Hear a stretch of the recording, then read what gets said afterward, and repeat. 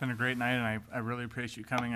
I've absolutely enjoyed it, and for all of you that I've already met, thank you very much for the opportunity, and I've enjoyed it thoroughly. A quick story.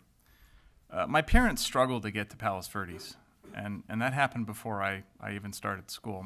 My mother managed various departments at Sears, which still barely exists.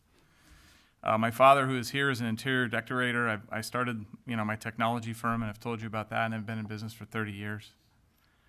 And when I started my company, I literally played every single role in the business and have just gradually gotten myself out of every role except for being the CEO, so I don't know what to do now. We span multiple locations, and we've grown and grown, and I just love the city that I grew up in. But I really think the direction that we're headed in, let's face it, is the wrong one.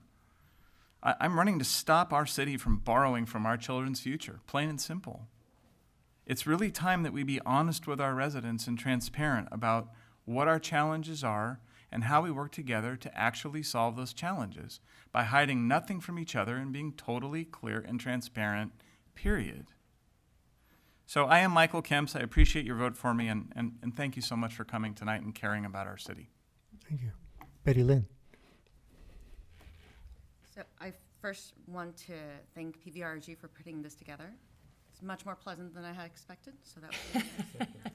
Thank you for moderating and keeping everybody on the time track. So I wanted to talk about, obviously, finances a little bit. When we lost Measure D, it was a huge blow, obviously, to our budget and to our revenues. And when Measure E came out, although imperfect, we needed to have it passed last April, because if we didn't have it passed last April, we would have lost $5 more million last year, and we wouldn't get anything until this December. How can we possibly lose another $5 million twice? So as imperfect as it was, the council got together and really pushed it through. That shows leadership, because sometimes leadership is not getting everything perfect. It's about timing. It's about making sure that we are having the hard conversations, that we're keeping our eyes on the ball, and making sure that our residents are protected and that our services are met. So no, sometimes it's not about waiting and the escalators and the COLAs and all this stuff. It's making sure that we come out with something that actually passes. That's leadership. And so I've been your mayor for almost a year, and I've had multiple conversations about everything you can possibly imagine about the city. And I would like another 4 years to serve our residents, because the first 4 years is really ramping up for the next 4, and gosh, lots of things could happen in the next 4 years. Lots of positive things and positive directions for the residents, for our city. Thank you very much. Thank you very much. David.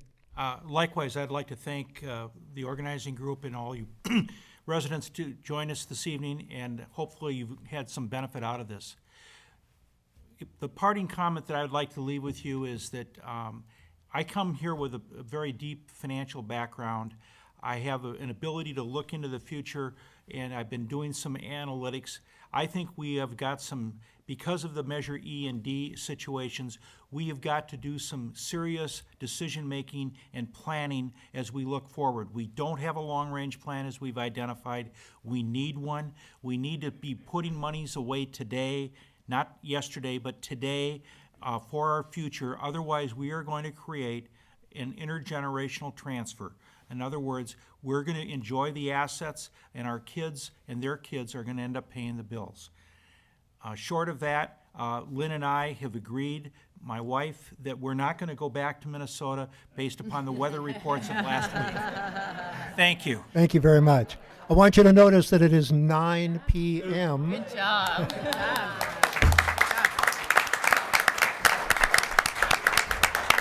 Very briefly, on behalf of the PVRRG and everybody here in the room, thanks again for your engagement and for the amount that you obviously care about this city.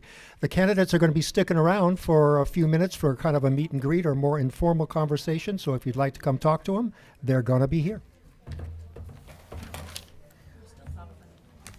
I go back once you get a brush on. Is there food? And I'm going back.